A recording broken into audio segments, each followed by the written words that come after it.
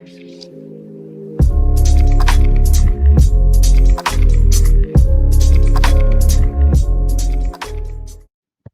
so I think some of our attendees are from first year and second year. So can you give them some tips to how to build up their profile for such how to tailor your resume, or you can tell about your experience. How did you work on your skills for your profile and your resume?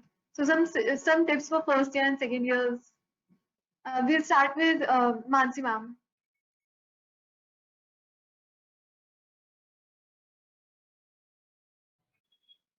All right, so my first tip would be please do not get intimidated by your seniors' profiles.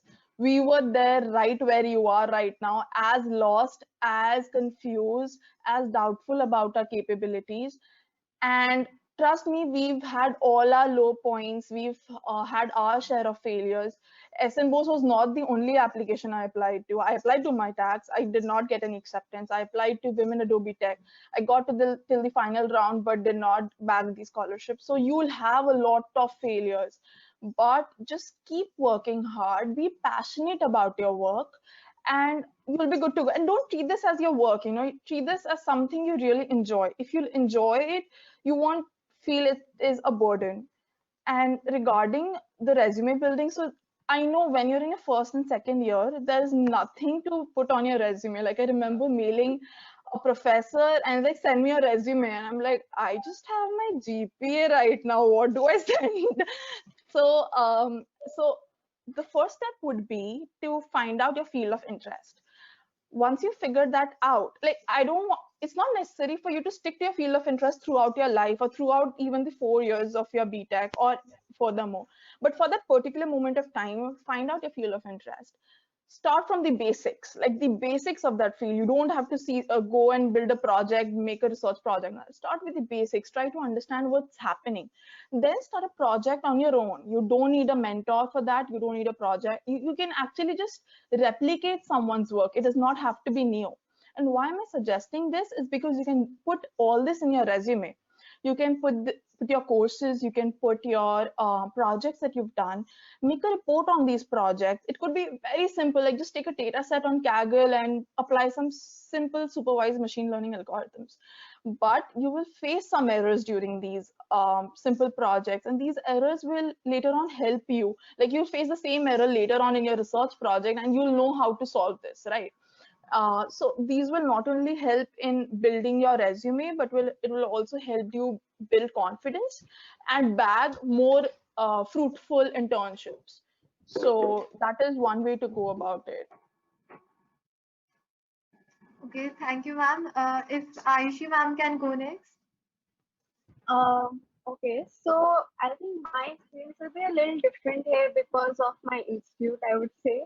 So at Triple IT, what happens is in the like in the second year onwards itself, courses, the courses which we have, they actually demand us to make projects, and so that we already do. Like, even in first year, there is a course where we do that.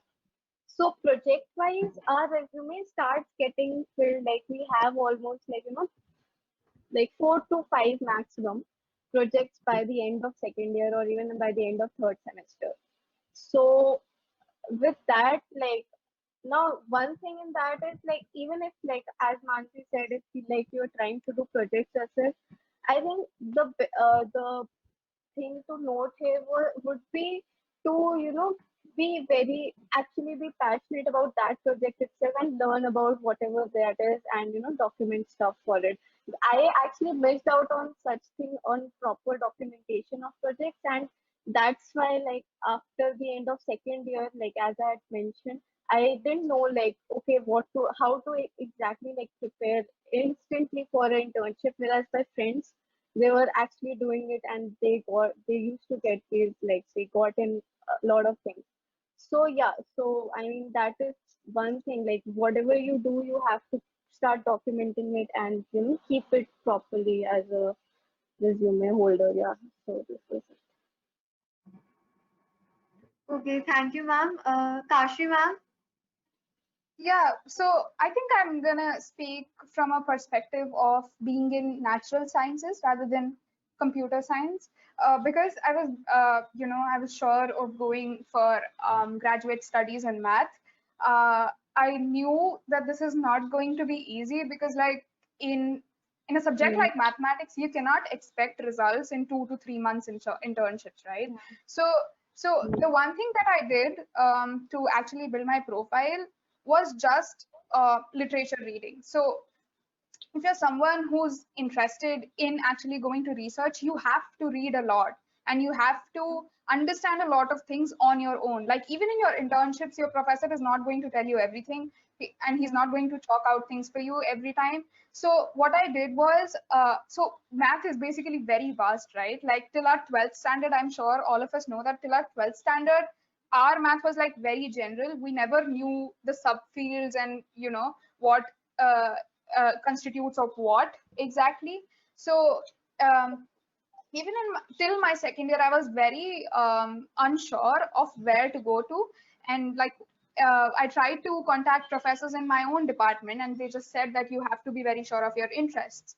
And for that, I would like to object to that because I am going for a PhD in math, and I am not very sure of the particular research question that I want to work on, right? So it can change, as Mansi mentioned, it will change. Obviously, it will change over the course of time. There are a lot of things that are still coming out, and you might find something more interesting than something that you find interesting right now. So what I did was personally, so I had these subjects, linear algebra, probability, and statistics in my second year. The most basic thing I think that someone can do is actually read more stuff than what is being taught at university.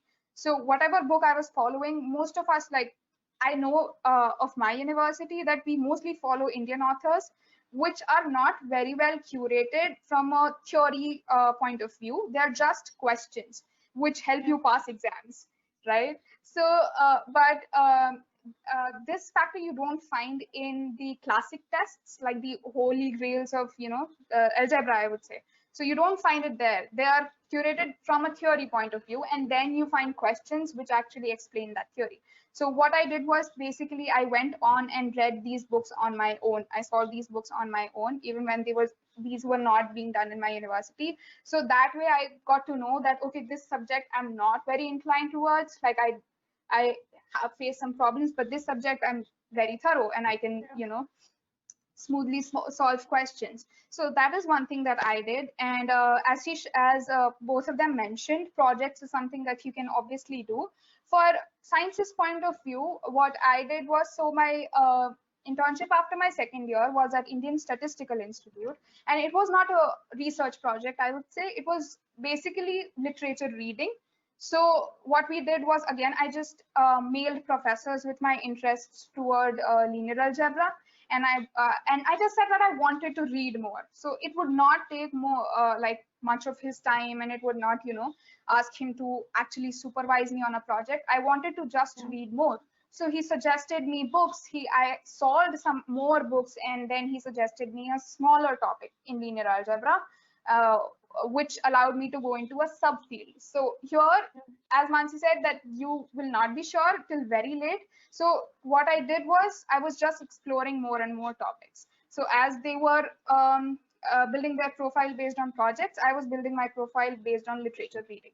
So I think that's a difference, and that's something that people can keep in mind who want to go into natural sciences, I would say, that you can actually read literature on your own, read more and more papers, and you can start with, like, you don't have to start with the very basic. If you are in the first and second year, you always will have an idea of how to backtrack from papers. So if even if you pick up a paper and you don't understand the thing, they're always, mentioning wherever they have picked the thing from, then you backtrack and then you backtrack. That is what I followed, and I did not face much problem in it. Like I know if I pick up a paper from, MIT researchers, I would have to read 10 papers before that. But that is the thing, like that is what you have signed up for if you're going into research. So yeah. Okay, thank you, ma'am. Gargi ma'am, if you would go next. Yeah, so really nice point summarized by you all. I would like to add to all of this, and this is not only for firsties and secondies, but for thirdies who are going to apply, you can probably highlight these points directly or indirectly in your application. So, what is your resume? It's your CGPA, it's your projects, and it's your extracurriculars, maybe, and it's your skill set, right? Now, I don't want to, like, some people don't like to hear this, but it's a hard truth that in all research oriented setups, CGPA plays a very important role Yeah. because it's a very quantitative, good enough proxy which testifies to your academic ability that you can keep up to your courses. And when I say good, some people ask me, oh, how much greater than 8, greater than 8.5? There's no such rule, but especially in the subjects that you are interested in, having an 8 on 10 or above really suffices. And if you have a 9 plus CGPA, that's pretty good.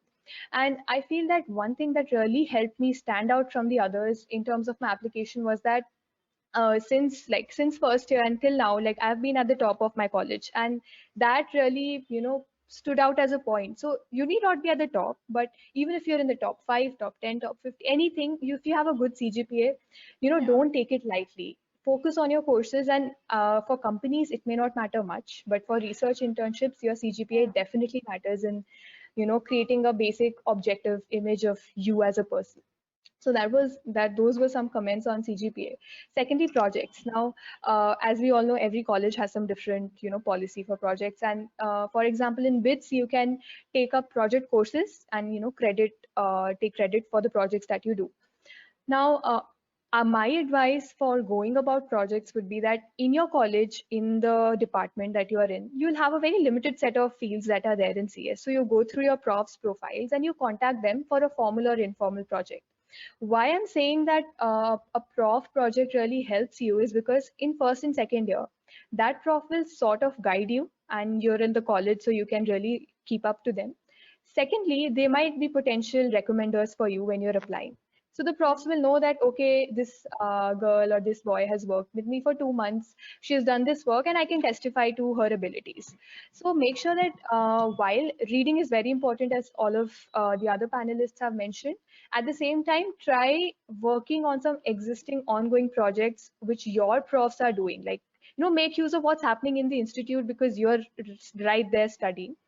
That gives you advice, that gives you a bit of guidance in this otherwise haphazard path on your project, and it also gives you potential recommenders. So if you're in your first or second years, look at your prof's website and try reaching out to them informally, and they'll be definitely ready to help you out if you take the initiative. So I feel that's an important point.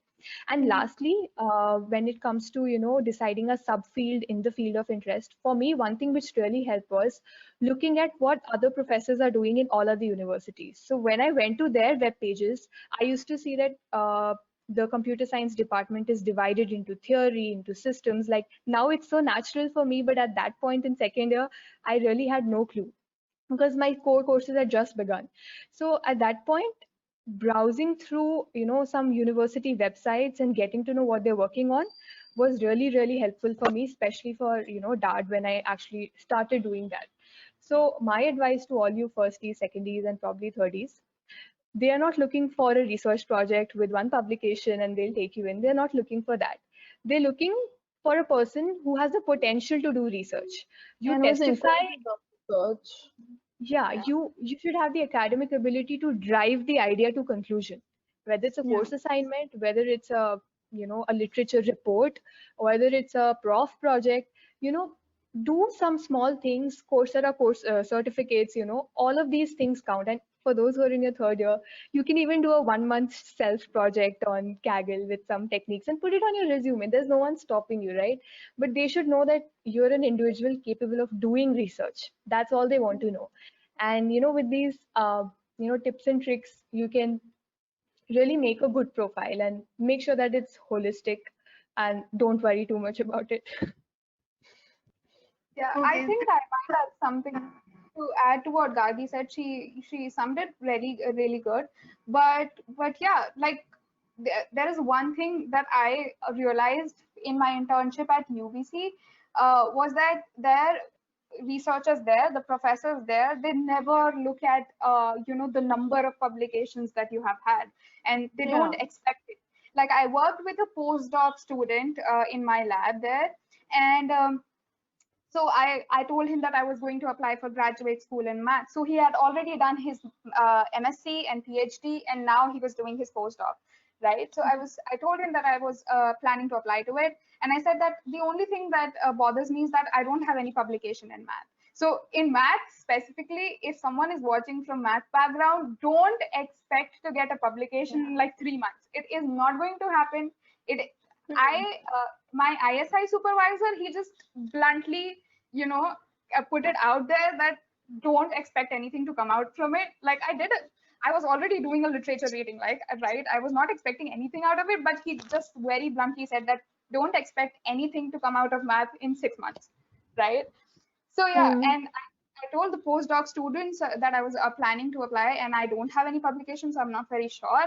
So he was like, what do you mean you don't have any publication? I was like, I'm in my 3rd year in bachelor's and I don't have any publication. And he was like, I had my first publication in PhD and I already had done my master's before that and bachelor's before that. So just don't run after numbers on your resume, because researchers abroad especially can look at the quality of your research. So Yeah, even in fact, I attended this session at CMU where they suggested, like, if you don't have a publication, but if you have like a report of your project, you can attach that as a PDF, and that just shows that you're inclined towards research. Because what is a publication? It shows that you're interested towards research, and people out there know that it's a long process of getting a publication. You need to apply, you need to get approved, and then it publishes in like 2-3 months. And for a journal paper, it's another huge 1-year process. So they suggested that do good work, and document it properly, like Ayushi mentioned, and just attach it as a PDF. Even in your SNBOS, Dart, MyTax application, they have this option of attaching extra additional documents. So this will give you an upper hand as compared to other students. Yeah. Okay, thank you, ma'am. Very great tips. I'm sure most of the doubts have been cleared for the attendees.